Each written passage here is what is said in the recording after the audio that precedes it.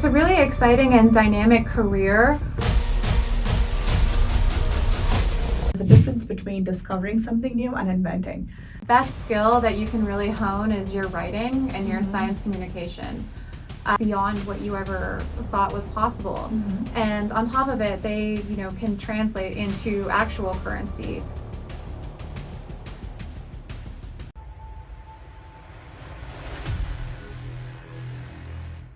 Hello, everybody. Welcome to your podcast, Scientist for Fun. I'm Shipra, working as a neuroscientist.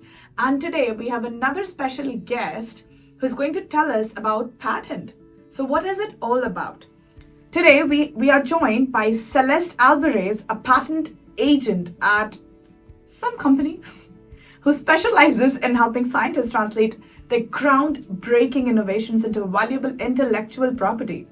With a background, which means a PhD from the University of Wisconsin-Madison, Celeste brings extensive experience in infectious disease, neurological disorders, and pharmaceutics.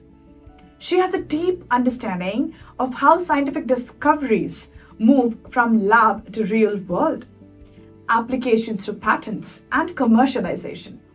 Her insights bridge the world of research and innovation strategy, making her an ideal guest to discuss how scientists, how can you protect your patent and elevate your work in today's landscape. So welcome in, Celeste. How are you feeling? Feeling good, excited to be here. Thank you for having me on, Shipra. You're welcome. That's all I can say. So since we have a patent expert right here, so I would love to know, for the sake of our audience, how did you get into this patenting? So I kind of fell into the field. I started out as a research scientist and I was really devoted to infectious disease, but I knew I wanted to be out of the lab, so I went into medical writing because I really enjoyed writing and communicating science. When I was a medical writer, a recruiter reached out to me who definitely wasn't good at her job because I had zero patent background. And so the role was for a team that was building a digital product for investors interested in pharmaceutical patent litigation. So they gave me a quick little assessment. They were happy with how I did on it, and I was able to join a team of patent attorneys, and that really kickstarted my journey into the field. Wonderful. So it was like out of nowhere, you got a chance and you grabbed it. Exactly. Yeah, definitely. That's how best things happen, I believe. So building up on that, so once you got introduced to the world of patent, what actually held your attention or has been holding your attention so far that now we call you an expert in patenting? Well, it's a really exciting and dynamic career. I don't think it's for everybody, but there's a lot of ways that you continue to wear your hat as a scientist. Like, some of the most rewarding aspects of the job are working with researchers and getting to know their science at a really deep level, deep enough to be able to protect it and educate them on the patent system. And there are very rewarding aspects to it. Perfect. So just building up on that, you don't have to be a scientist to develop a patent or any engineer. If you're somebody who has the potential or who has created something which is unique and novel, you can reach out to our expert here. So just do not think that this is specifically for scientists. We are talking in that terminology because that's where most of the things happen. But if you happen to be somebody who has not a lot to do with being a scientist or an engineer, but still you have created something and it's novel, you can reach out to her. So yes, coming back to the question, what are the first steps do you think a scientist or somebody who has developed or created something new should do when thinking about protecting an invention? And what are some common mistakes that one can avoid early on if they don't have a background or knowledge on patenting? Right. So I think definitely the thing that comes after the eureka moment is you want to know, or you would definitely want to pause and ask yourself, is this even patentable? Because I think a lot of times as researchers, first, we can mistake a discovery for an invention. So anything that's pre-existing and naturally occurring but previously undiscovered, would fall under the umbrella of general discovery. And things like this are not patent eligible. They fall under the realm of judicial exceptions. So things like natural phenomena, like a new CRISPR-Cas enzyme, a new previously undiscovered stem cell subtype, different types of mechanistic pathways that you may discover in your own basic research. So what you want to do is really understand that you are transitioning from the realm of observing and understanding the world around us and nature and actually engineering it. That's what will take you into patent or invention territory. Perfect. I think the most important point that our audience should understand is the difference between discovering something new and inventing.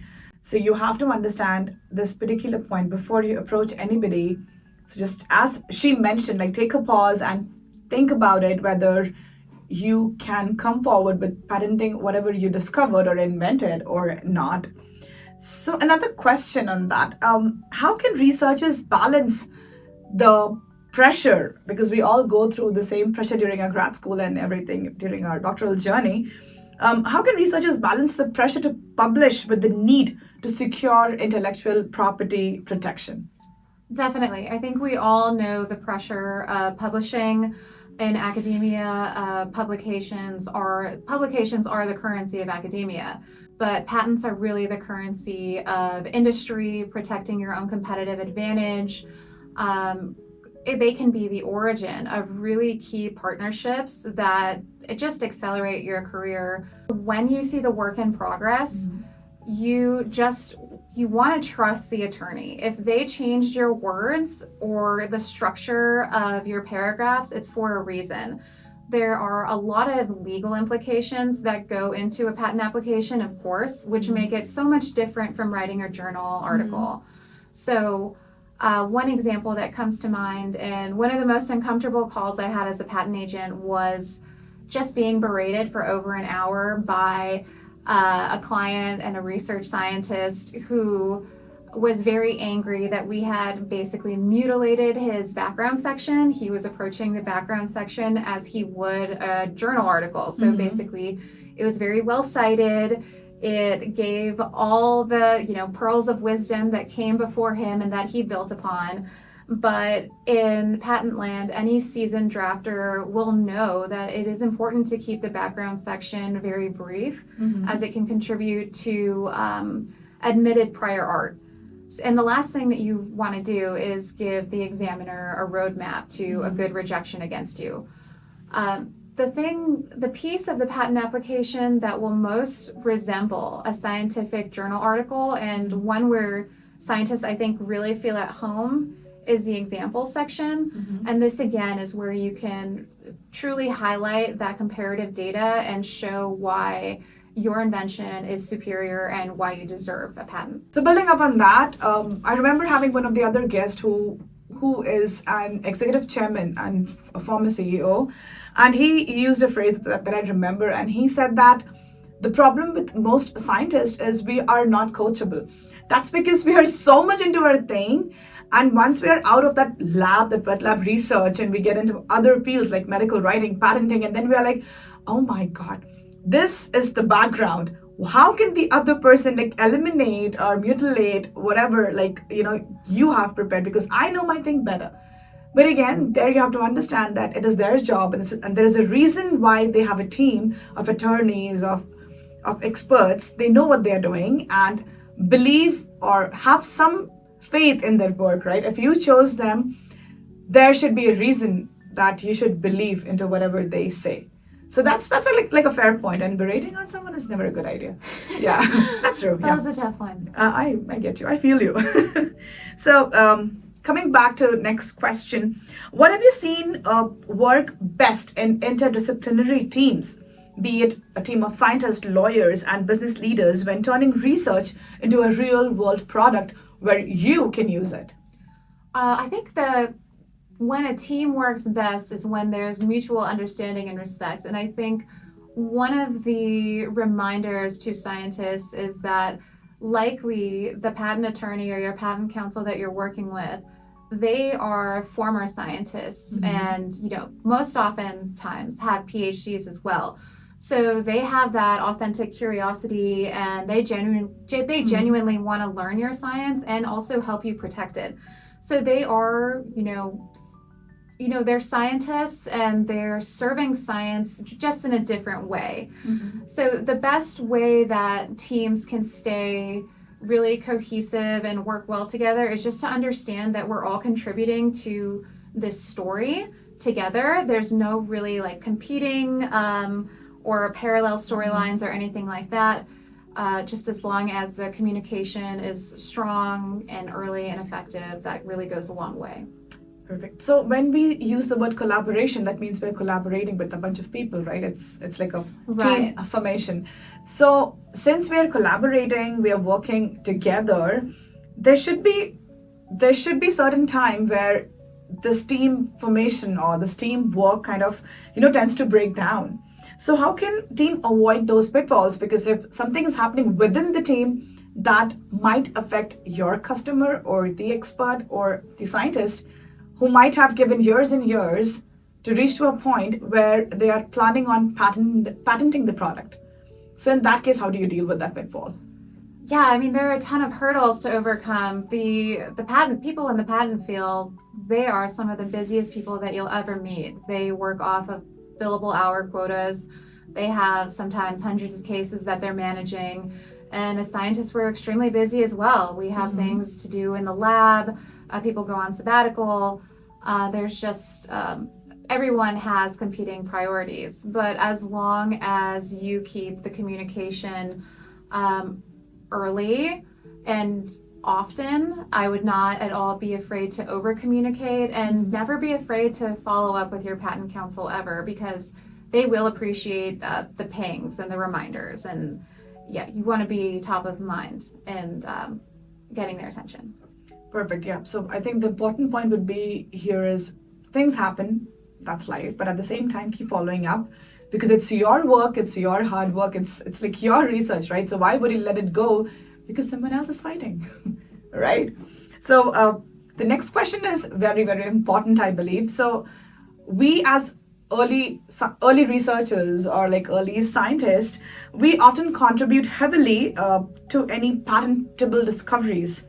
But then again, we are not very sure about how this inventorship actually works. So what should young scientists understand about their rights and how to advocate for themselves, especially if they are not from the United States? Okay, yeah, that's a really great question. I think it definitely goes back to the point of a journal article and a patent as being, very distinct and sometimes mistakenly conflated together. So that is to say that authorship on a journal article is nothing like inventorship on a patent application. In academia and research article land, your IP is basically, your PI, is basically is basically the law. Yes. But when it comes to inventorship, that's your PI does not, they're not the ones making the decisions there. Inventorship is a fact-based legal determination. And it all comes down to whether you contributed to a concept that's covered by the claims. So the claims are the numbered sentences, essentially, at the end of every patent application or granted patent.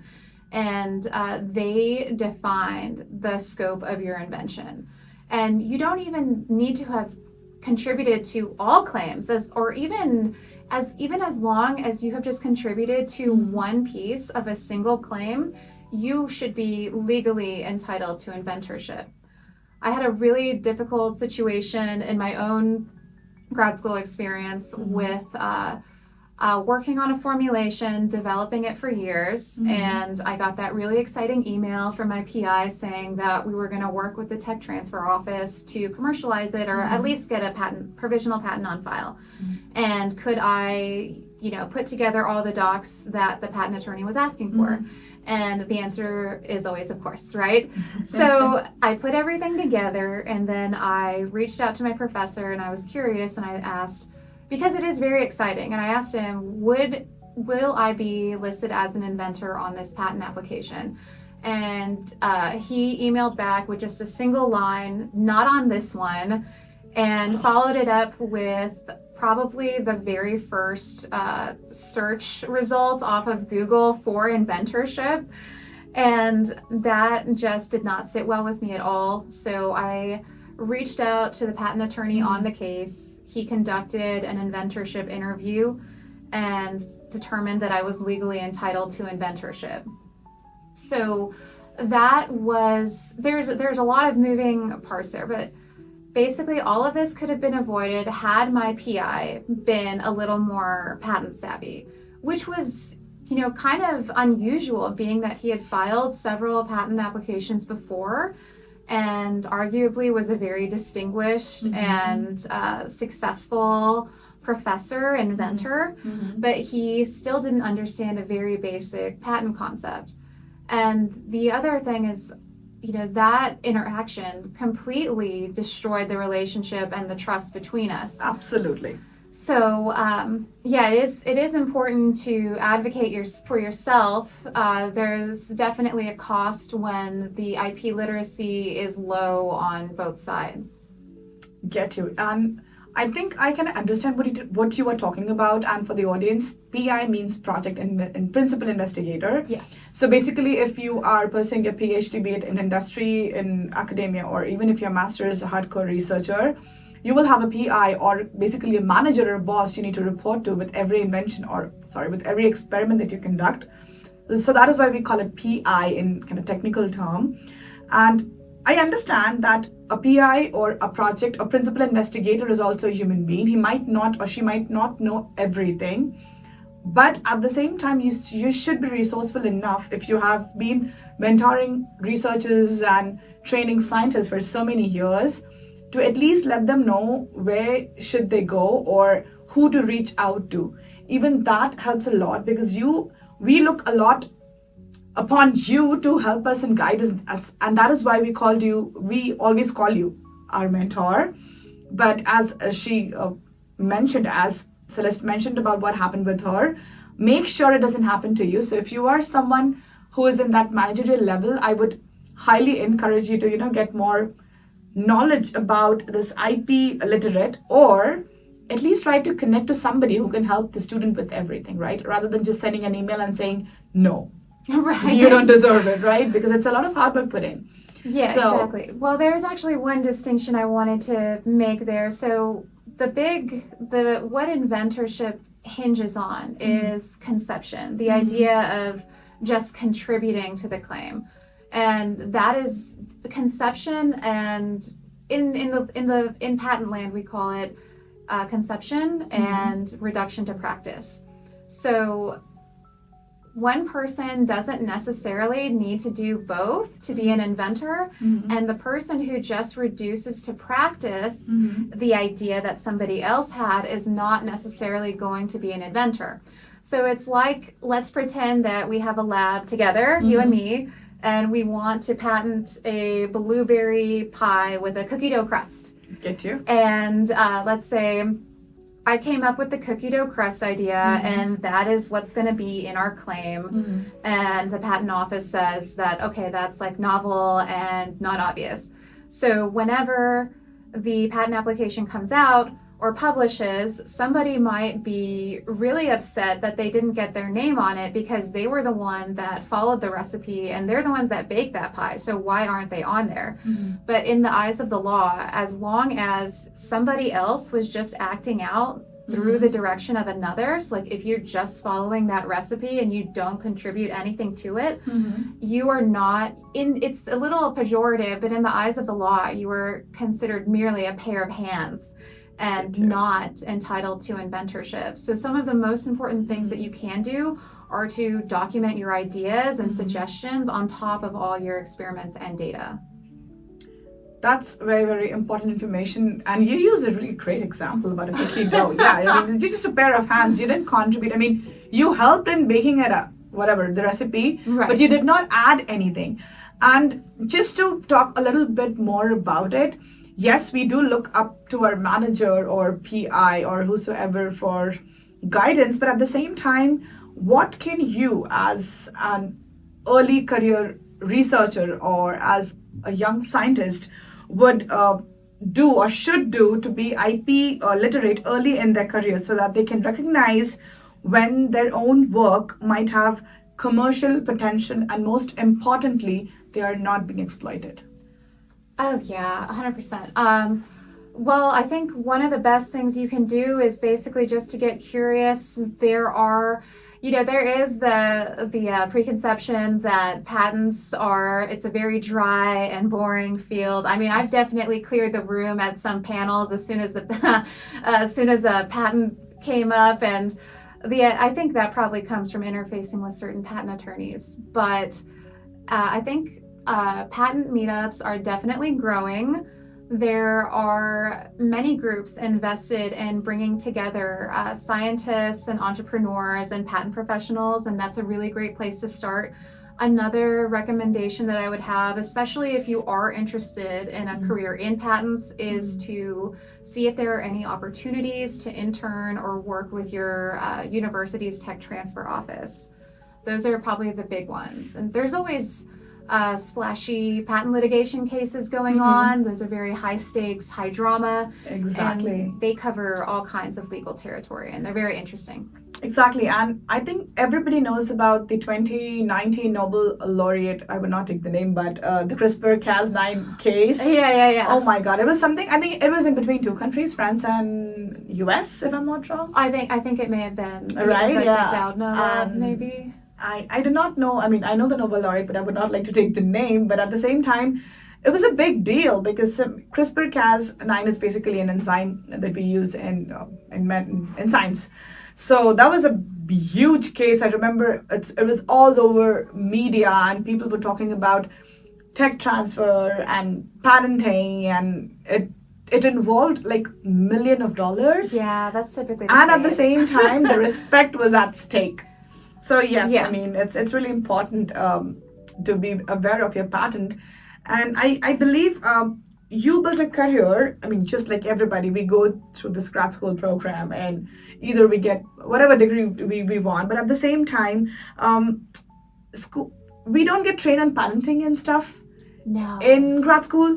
But then in your career, you had like a blend of science, writing, and of course, patent law, which you learned later on. So what drew you to a non-traditional path after working as a scientist in a wet lab for a long time? Wet lab means just doing chopping and taking the DNA, RNA, whatever, pipetting in the lab. That is what wet lab is all about. And also, does the mouse work fall under that? The scene that comes to mind, or the memory, is holding a mouse wrong and then having it sink its teeth into my hand, and my hand is like bleeding and I'm holding it, and then there's this lab assistant who's looking at me and he's like, "You're never gonna have any career prospects if you don't know how to do mouse work." Oh yeah. And I was like looking at his tie-dye shirt and his Crocs, and I was like, there's no way this guy has all the answers. So I just started looking into non-traditional career paths. Pause. Go ahead. I think it should be a problem. Yeah. Oh, good. Yeah. And one of the first things that came up was a career as a medical writer. And the one thing that I loved, other than, beyond having to run the same experiments over and over again, what I really appreciated about the grad school experience was getting able to, write applications for travel grants and like have them be granted and be able to go into all these like nice places and go to these exciting conferences, and also to be able to publish. The writing process was something I really enjoyed. And as a medical writer, you can really do a lot of different things, from promotional to educational to all kinds of different pieces for different audiences. It can be a pharmaceutical sales rep, or to all the way up to a psychiatrist or a healthcare practitioner. So now we are towards the last question, and I feel that once we work in a lab, be it industrial lab or academic lab, the wet lab again, we think that doing experiments and getting data out and analyzing it makes you a scientist. But then when we are too much into it, and we realize, oh my gosh, I want to leave academia, or I want to leave this particular place.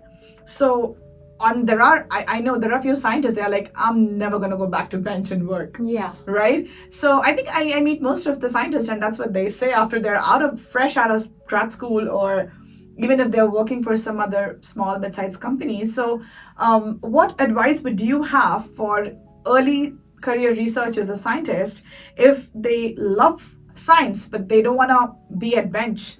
So what skills or experiences should they start building so that they can get into patenting, or they can get into medical writing, or any other field that does not involve a wet lab work? Right. So if you don't want to be going into the lab every day, and especially in the domains of medical writing and working as a patent professional, the best skill that you can really hone is your writing and your science communication. That will really carry the day. So with the patent agent jobs, and as the same for medical writing jobs, they'll give you a test to see how well you can communicate a scientific concept. And it's not about being, the most jargon heavy or expert. It's just really about cutting through and being very clear with your communication.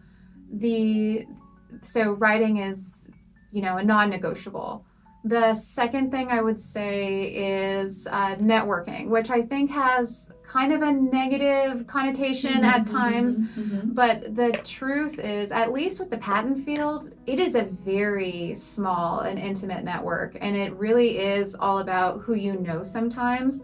So one example I've had is we were wanting to hire a summer intern, and this name came across the desk that one of the attorneys had met at some meet and greet type of event, and his writing really had room to grow, and he was definitely not the top or strongest candidate, but because of that name recognition, he was the one who ended up getting the internship. So instead of thinking of networking as shameless self-promotion, I would think of it more as a shameless curiosity type of thing, because you're looking at them as much as they're looking at you, and you want to see is their body language, absolutely, is their health telling you that Correct. that job is killing them?